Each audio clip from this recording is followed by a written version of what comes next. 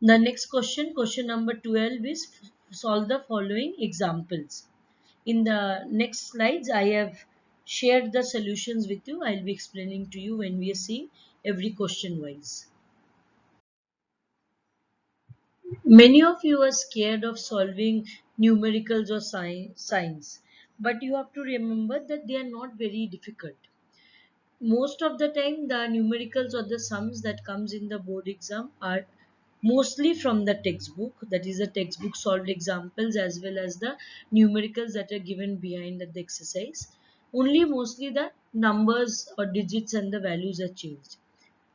90% of the time they are very simple. You have to remember certain points while solving the sum. The first thing is write down the data given in the sum.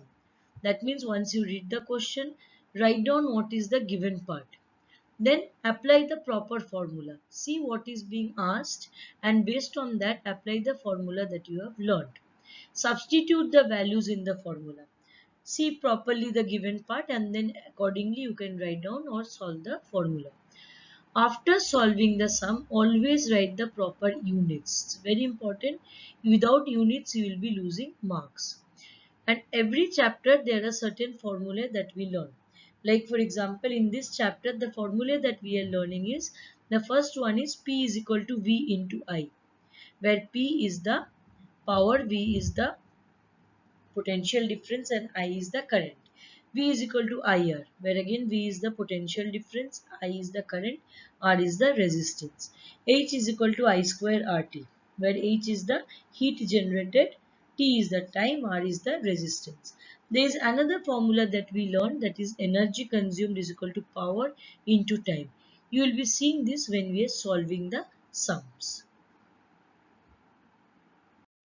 The first sum from the exercise, that is, heat energy is being produced in a resistance in a circuit at the rate of 100 watt. The current of 3 ampere is flowing in the circuit. What must be the value of the resistance? So what you have to do, the first step? The first step is write down what is the given data. What is given to us? Heat energy is being produced in it at 100 watt. So power is equal to 100 watt. Current is equal to 3 ampere. What do we need to find out? We need to find out resistance. Now resistance we know is given by the formula V is equal to IR. But we do not know the value of V over here.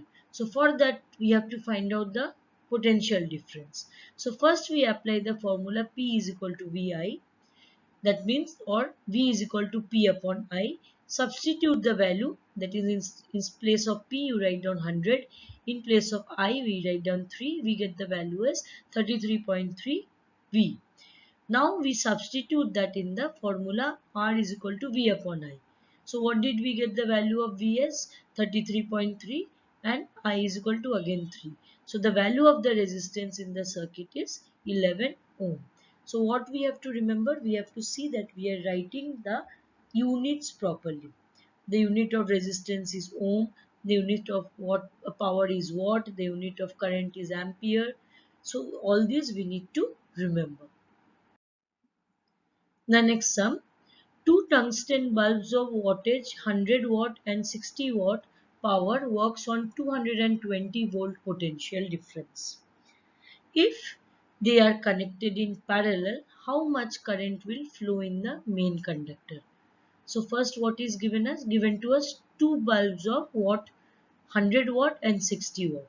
That means power of the first bulb is 100 watt, power of the second bulb is 60 watt. Then what else is given to us? They have given us the potential difference between them is 220 volt. Then what have they asked us? They have asked us that what will be the total current if they are connected in parallel. So what we need to find out? We need to find out total current, that is I1 plus I2 is equal to I. Now you have learnt in the 9th standard that when anything is connected or resistance is connected in series, what happens? When they are connected in parallel, what happens? Now in this case they have told us that they are connected in parallel. That means what remains constant? The potential difference remains constant. Now how do we find out I? We find out I by applying the formula P is equal to VI. So first we will be finding out I1. So I1 becomes P1 upon V. So 100 upon 200. How much is I2? P2 upon V, that is 60 upon again 220.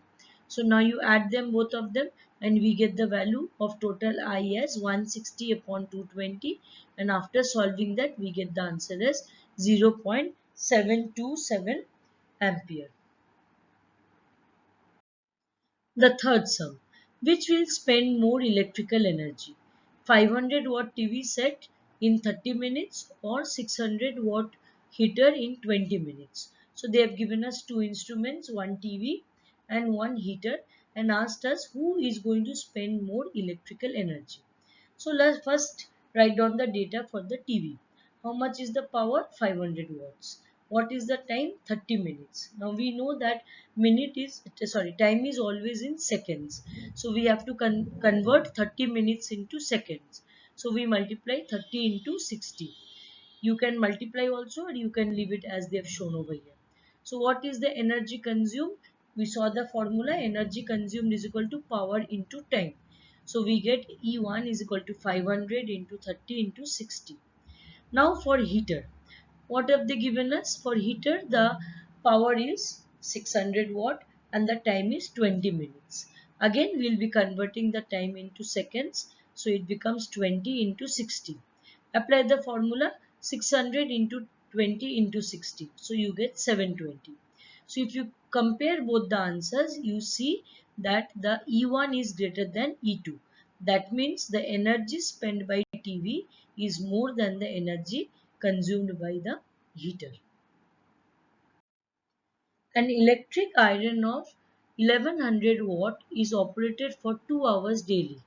What will be the electrical consumption expense for that in the month of April if the electric company charges rupees 5 per unit of energy? Now this is a different type of sum, or a very special type of sum specific to this chapter. Normally, whenever we are considering time, we always consider time as in seconds. That's why always hour or minute is converted into seconds until unless it has not been specifically mentioned in that particular sum. But when we are calculating in this particular type of sum, where we are talking about electricity consumed in a whole month or in a whole year, we do not consider it as seconds. It is always considered as in hour. Also, there is a very special thing when we learned power. If you remember, I had told you that the unit watt is very small for electric power consumption. That is why they are measured in a bigger unit called as kilowatt hour. So this is a very specific type of sum, and when if you have forgotten, you can again go to through page number 49 where this thing has been explained. Now, so here what happens is, as the electric iron power is given as in watt, it has to be converted into kilowatt. That means watt has to be divided by 1000. So the given part, power is equal to 1100 watt, becomes 1100 divided by 1000 equals to 1.1 kilowatt. The time is given to us as 2 hours. Now look at the question again. They are asking you that you are using it daily for 2 hours. So what will be the expense for the month of April? So there are two things that we have to find out. First, we have to find out the total amount of energy consumed for the month of April, and then we have to multiply that by the money to get the total cost. So the first thing that we'll be finding out is the energy consumed by applying the formula energy is equal to power into time. Then we'll be seeing the expense. So energy consumed in one day will be how much? It will be power into time. Now power is 1.1 into 2 hours. So it becomes 2.2 kilowatt hour. Now they have asked us for a full month. That means per day we are you consuming 2.2 kilowatt hour. Now in the month of April, how much will be consumed? Now we know that April has 30 days. So it becomes total energy consumed in the month of April becomes 2.2 multiplied by the number of days, that is 66 kilowatt or kilowatt hour or 66 unit. So we got the total energy consumed in the month of April by using an iron for 2 hours daily is 66 unit. Now what will be the cost? The cost will be electrical consumption expense. They have written 5 rupees per unit. So 66 into 5, that is total amount is 330 rupees for the whole month. So here you have to remember about that watt is always converted into kilowatt, and here we consider the time as hours only. This is only and only for electric consumption.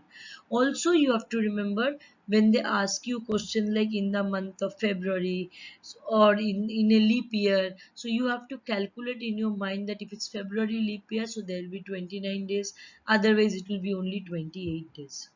Okay, thank you.